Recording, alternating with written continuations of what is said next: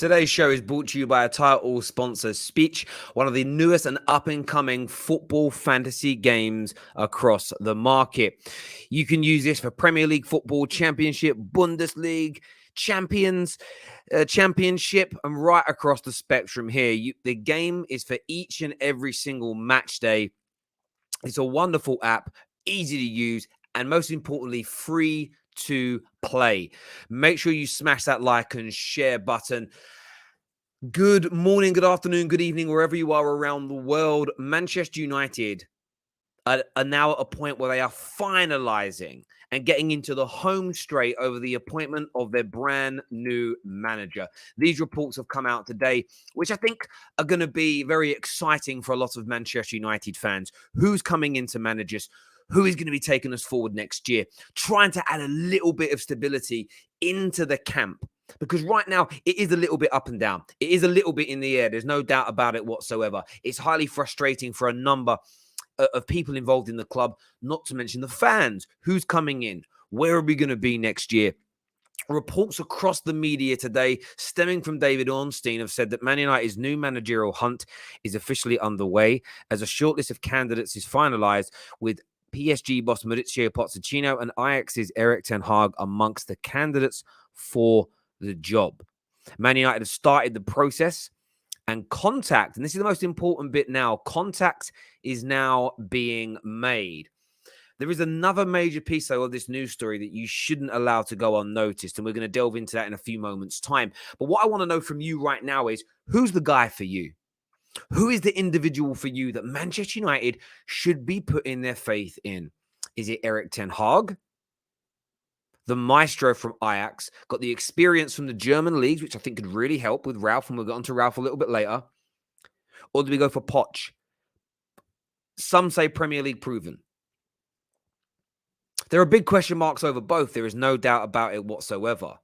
How quickly can ten Hag get us playing his style of football? Mauricio Pochettino obviously have understood the league. In some people's eyes, is a bigger name, a bigger draw. Maybe he can attract particular players. But what do you think and feel? That's the big thing for me. When you go through this article here, I want to read this out to you. It says that Man United have started their process to install the new permanent manager. Mauricio Pochettino and ten Hag are the two leading candidates. Now, this bit here, I want to start with this. This is the best bit of news in this report from David Ornstein, that the interim manager, Ralf Rangnick, is set to remain at the club and will move upstairs to a 2-year consultancy role at the end of the season, with Man United aiming to make their new appointment as quickly as possible to prepare for the 2022-23 campaign. Well, I'm hoping that there's two things in that. One, we've got to hope that this managerial announcement is made before the end of the season, because you want to be in that transfer market, you need the new manager in the transfer market and planning his pre-season preparations in April, in May. That's when that starts. Managers don't start their pre-season prep a week before pre-season, 2 weeks before pre-season, a month before pre-season. This is done in advance. They start to look at who they've got, who they want to come in, where they want to train. How they want to train is very, very important as well. How you prepare for the start of the season. Equally, listening to Ralf Rangnick is going to be crucial. No disrespect to Darren Fletcher. I mean, Ralf doesn't right now know what Darren Fletcher actually does. He said it's great having him on the training ground, but doesn't really understand his role at the club. John Myrtle, he's got good experience in the industry. He's respected in the industry. But Ralf Rangnick is a don. Ralf Rangnick is on another level, in my opinion, to those two individuals. So then you've got to break it down to, who do we think is going to be the right individual for this job? Who do we think is going to be the right person? And what are the pros and cons? So, of course, you've got ten Hag. Now, ten Hag he's an interesting figure, really, because you look at his kind of managerial experience, and I'm looking at it now in front of me. You look at his managerial statistics. Bayern Munich's second team, he managed for 72 games, 66 win percent ratio. You know, you don't look at what he's done at Ajax, okay? 200 games. 200 games he's managed at Ajax since 2017, December 28th. 200 games, 74% win ratio. That is colossal. That's high. You want, if the new Man United manager has a 74% win ratio, There's a huge possibility of winning league titles. There's a huge possibility of winning the major trophies. Of course, you have to make sure that you're winning the important gateway matches and the semi-finals and finals, but the win percentage is high. And to give you an idea about that, Pep Guardiola's win percentage at Manchester City is 73%. So it's a great percentage. Now, he's managing Ajax, where they have the monopoly in the Eredivisie. You then start to look at what it is that he has won as a manager. He's won the Eredivisie twice. He's won their version of the FA Cup twice. He won the Johan Cruyff Shield. I'm assuming that's like the Community Shield. I don't know. Once. Not won anything in Europe, but the depth into Europe that Ajax have gone, coupled with losing some of their best players on many occasions, that's the business model of a lot of the Dutch and the Belgian clubs. They build these players up from scratch and they sell them on for large amounts of money. Losing Donny van der Beek, losing Frankie de Jong, to name just two. Hakim Ziyech. I believe Hakim Ziyech was there. If I'm wrong, I'm actually going to Google that while I'm saying it. I feel like Ziyech was there at Ajax. I swear he was before he went Chelsea. Yeah, he was. So losing those three players, but still, like this year, having one of the best Champions League records shows his quality. But of course, there are question marks. He's never managed a big team outside of Holland. He's never managed a club that's run as badly as Man United with so many broken parts right now. Being at Bayern Munich and being at Ajax they're dream jobs because you're going into a well-oiled machine where, of course, there'll be problems, but you have the structure and the culture around you to make it work. So how will Ten Hag manage the pressure of Man United, the new league, the fact that we are not ready to play Ajax-style football? We're not ready for Ten Hag football now. It's going to take time. Will he have the patience and will he be able to handle the pressure that comes along with that? I love his style of football. I think it would work very, very well in the Premier League with a little bit of an adaptation. I like the way his teams play, as I mentioned. I like the attitude of the manager. Technically, I think he is the best available coach Man United could go for. You can't include, like, Tuchel isn't available. Pep isn't available. Klopp isn't available. Nagelsmann's a big favourite of mine. He ain't available. So sometimes you've got to look at, I see a lot of fans go, yeah, but I'd rather these 3 or 4 managers. They're not available. They're not available. Top candidate for me. Then you have POCH. Now, POCH is such an interesting guy. He's such an interesting manager when it comes to these situations because, of course, he's managed in the Premier League at 2 clubs. That gives him, in some respects, an advantage over Erik Ten Hag because he knows the league, he knows the culture, he knows how to circumnavigate these things. He's been under pressure at Southampton. He's been under pressure at Tottenham. Nothing like Man United, I will add. But he's done that. He's also now managing PSG, which is they are a dysfunctional club to a large degree. Not as bad as Manchester United, but they're still dysfunctional. There's still major ego problems. You know, we know the Messis and the Neymars run the show there. Facts. We know they do. He's continued to get better on a win percentage. Espanyol, 32% win ratio.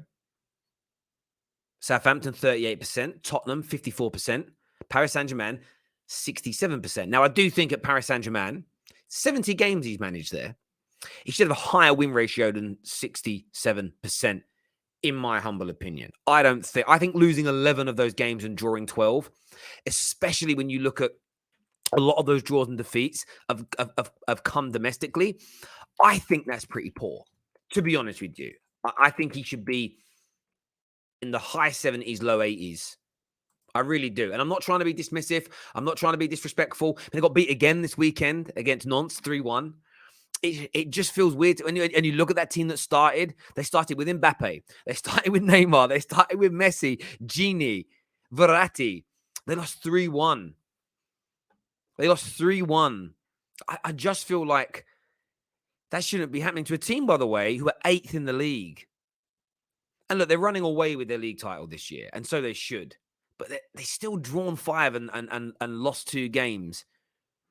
I don't see Ten Hag, Pep, Klopp, Tuchel doing that. You know, I don't see it being, some will say, well, Tuchel lost his job there. I just feel like Tuchel, was better domestically. I feel like Tuchel domestically didn't really have the problems. Now, his win ratio was 74%. Now, he lost just 19 games in 130, basically 60 more games. So domestically was stronger, as an example. But maybe I'm being a little bit harsh on Poch. You look at what he's won as a manager. League Cup runner-up, Champions League runner-up. He's going to win the league this year, and he's won 2 domestic trophies with Paris Saint-Germain.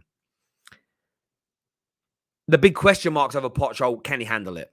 And PSG, can he handle it? I'm not too sure.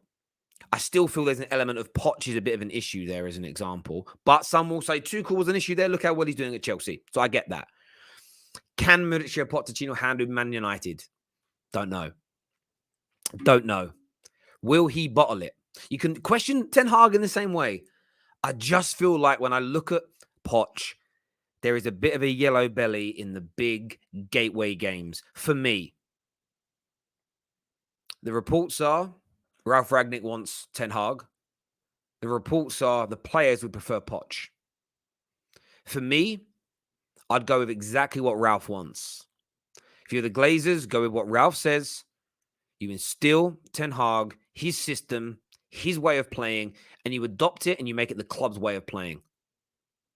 You make the players work as hard as they need to achieve that. If they're not willing to work it, you get rid of them. Stop listening to the players. In no workforce I've ever seen do the subordinates, do the staff members pick who and how the organization is run.